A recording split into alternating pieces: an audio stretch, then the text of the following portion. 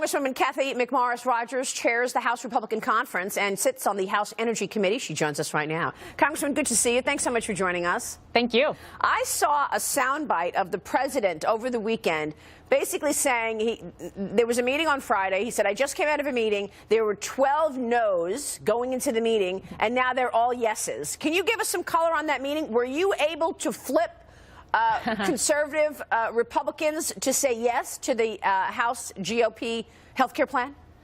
Clearly, President Trump recognizes that we're moving in the right direction, and these members, after spending time with President Trump, had more confidence that we are on a mission critical to this country to ensure that everyone has better health care future than they do right now for every person. And as far as the details of that meeting, I think what I understand is some of the provisions related to Medicaid reform, for example, that the conservatives wanted to see a work requirement, at least an option for the states to have a work requirement for Medicaid. And those are the kind of reforms that I think we need to have. This has all along been a very open, transparent process. We're listening to people.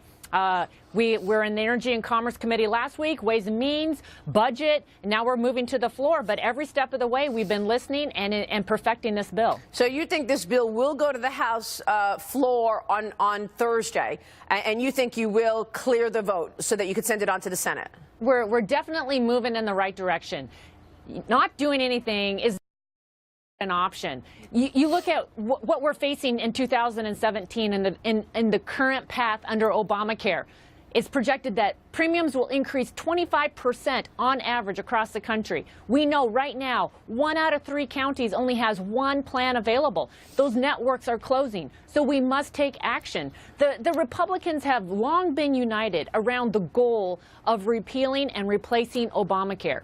We believe that that is the way that we ensure a better future, a better health care future for everyone in this country. This is our opportunity. This is our time to act, and we must act. So what changes did you make with regards to Medicaid? Because this is obviously the area where Rand Paul and his colleagues say, look, this is too much of a government giveaway. What changes did you make to flip those 12 conservatives? We are making reforms to Medicaid, first time in 52 years. Now, and I think it's important to recognize that Medicaid is a very important safety net. It is intended for some of our most vulnerable, those with disabilities, low-income pregnant women and children, seniors. What Obamacare did was expand Medicaid to able-bodied adults. When you look at who signed up, it was largely these able-bodied adults that under Obamacare didn't have any other option. Millions of Americans who liked their health care plan were forced onto Medicaid, were forced onto the exchanges. And so we're working to empower the states to best structure Medicaid. And so some of the details are how we responsibly unwind Medicaid. What is that way to deal with those that were part of the expansion population? And we're ensuring that they are protected, that they won't have the rug pulled out from underneath them, but we want to return it to the states. We want to give states the opportunity to structure this program in a way that's best going to meet the needs of the individuals and families in those most in need. Yeah, you make a great point, and that is, of course, what Paul Ryan told us last week when he joined me on the morning show, Mornings with Maria on the Fox Business Network. And what I asked him was, okay, that's fine, but at the same time, you've been talking about a full repeal and replace. Why is it so difficult to just do away with Obamacare and start fresh, which is really what some of your colleagues want to do? Take a listen to what Paul Ryan told us last week.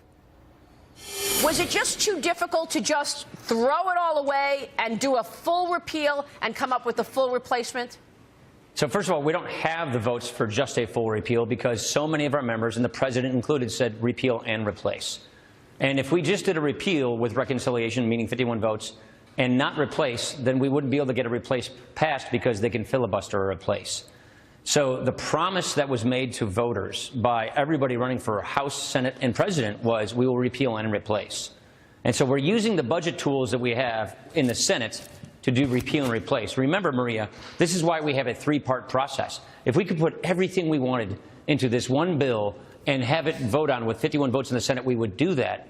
But because of the Senate rules and how narrow they are to do what we call reconciliation, you can't put everything you want in that bill, like, say, interstate shopping across state lines. And so this bill is what we can pass through reconciliation, which effectively repeals and replaces the law. It's a very good start. It's actually an excellent start. It's the plan that we did write last year, that we did rain on last year.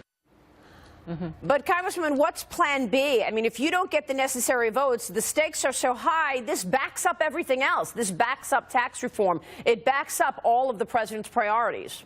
This is a time for action, and I am confident that we will come together. This is a shared goal that we have long held as Republicans to repeal and replace Obamacare. I think it's important to review back in 2009 when the Affordable Care Act was passed. It passed the House, and then it went over to the Senate. On Christmas Eve, they mustered up 60 votes to get the Affordable Care Act passed through the Senate, and then they lost.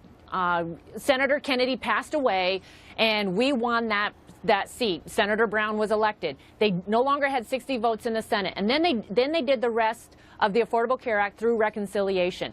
What we have proposed is a path that will repeal and replace Obamacare. We start with the bill that we put on the president's desk last year that President Obama vetoed.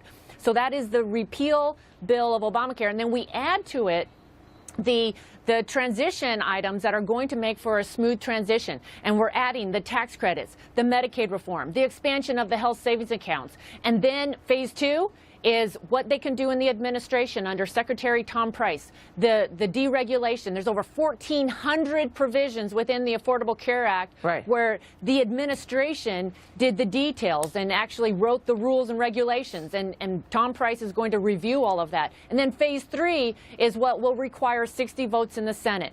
And those are the policy items, like across state lines, association health plans, other bipartisan healthcare policy that we will be able to figure out how we get to 60 votes and get it onto the president's desk. All right, we're all watching with bated breath, Congresswoman. We'll be watching this big agenda that you are efforting in 2017. Thanks so much for joining us this morning.